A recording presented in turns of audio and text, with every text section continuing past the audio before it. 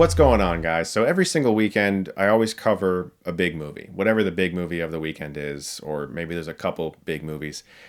And I spend a lot of the week watching films on streaming, films that I never feel like I have the time to talk about, films that I wish I had the time to talk about. And I can't really make separate videos of a lot of these. I just don't have the time in my life to do that. But it would be cool if every once in a while I just covered movies that I thought perhaps flew under people's radars or that I just loved and want to talk about in a video in which I can group them together. And so I'd like to talk about some hidden gems I recently found on streaming. And all of these movies are currently available on the streaming service bundle AMC Plus. And I must say, this isn't like a countdown or like a list of best to worst or something. It's just, there's no particular order here. The first movie I'm going to talk about is the Mortuary Collection. When it comes to horror anthologies, there's a lot of them. And most of them are unfortunately not very good. It's just a fact of life. You know me, I fucking love horror, but I wish that more horror anthologies were good. The Mortuary Collection is easily one of the best I've ever seen. The film is written and directed by Ryan Spindell. He made every single segment in the movie. That's one of the reasons why I think it works so well. One of the issues with horror anthologies is that you have a lot of different filmmakers all making their own vision, and they try to stay within a theme or a feel, but you can't always force them all to be the same. But in the case of this film, it's one person. And so the vision is going to be very cohesive, and it is. Also, what works so well about this movie is Clancy Brown as Montgomery Dark, an eccentric mortician who recounts several macabre and phantasmagorical tales that he's encountered in his distinguished career. The film has a great way into all of the different segments too, by having him train someone who might work at the mortuary. He can tell her about all of the worst and most horrific stories while he goes to dead bodies in certain areas of the mortuary that make him want to talk about these tales. It's really fun. It's well made. If you haven't had a chance to see it yet, I highly recommend it. The Wailing is one of the best Korean horror films of the past few years. This movie was fucking haunting. I loved every second of it. And it was a film that somehow changed like every 20 minutes. It's a very long film and it never quite decides what it is. Or maybe it just knows exactly what it is, but has a great way of hiding that from you. At times you're watching a film that's strangely funny, only then to be horrified and incredibly disturbed. And it also has long, sustained sequences of terror, especially a ritual scene. And yet, as I said, somehow still finds a way to crack a joke here and there.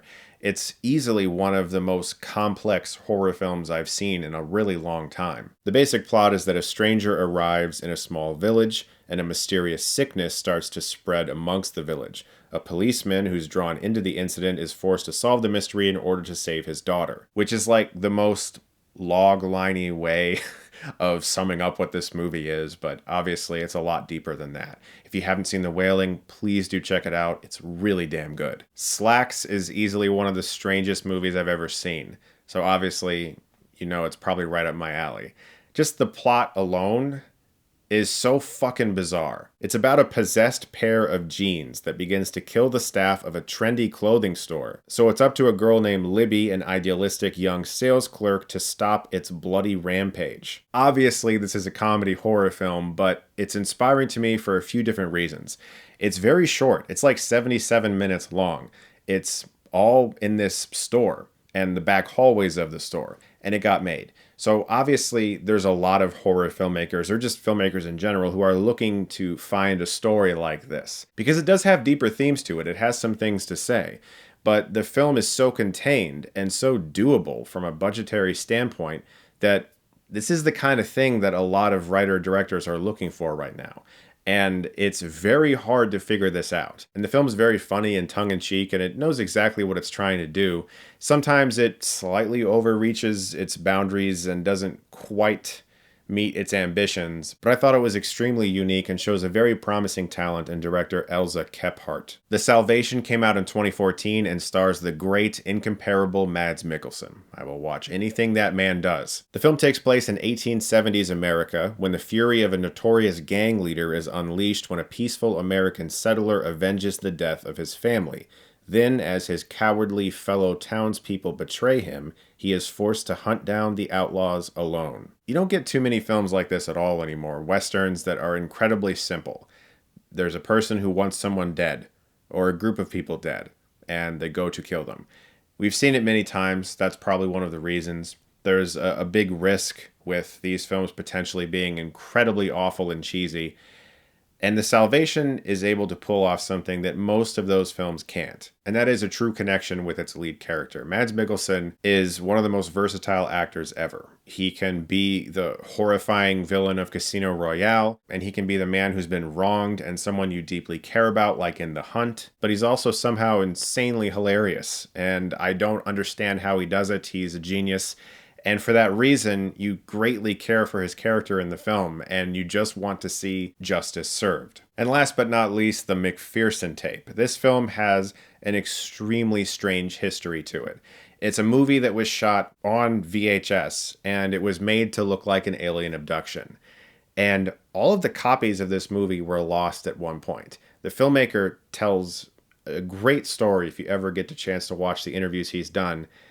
He basically sold the movie to a shitty bootleg company, and they lost all copies of it in this horrendous warehouse fire, except for a few that had been given out as screeners on VHS. And those few VHS tapes got spread around UFO conventions until the filmmaker heard back that people were somehow watching his movie and they thought it was real.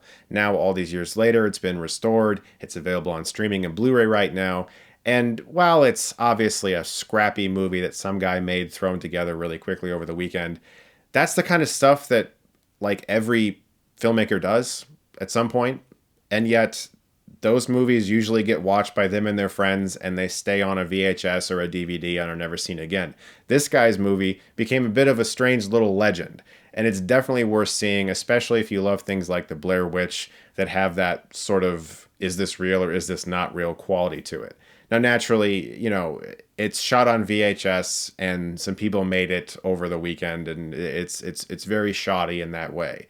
But there's a charm to it, and I would recommend checking it out if you like those kinds of movies. As I said at the start, all of those movies are currently available on the premium streaming bundle AMC+. There you can watch shows like The Walking Dead, Fear the Walking Dead, Spy City, Too Close, A Discovery of Witches, Gangs of London, Mad Men, and tons more. They also have tons of true crime like No One Saw a Thing, Secrets of a Psychopath, Preppy Murder, Jonestown, My Amityville Horror, or the Jeffrey Dahmer Files. Included in the bundle is Shudder, Sundance Now, and IFC Films Unlimited. And AMC Plus offers a 1-week free trial before signing up for a monthly subscription. So please go to amcplus.com. The link is in the description below, and you can learn more about their premium streaming bundle. Thank you so much to AMC Plus for sponsoring this video, and thank you guys as always for watching. Hopefully in the future, I can tell you guys more about things that I see on streaming throughout the weeks, because I love to talk about the big movies every weekend, but there's so many great films that just kind of get dumped on streaming.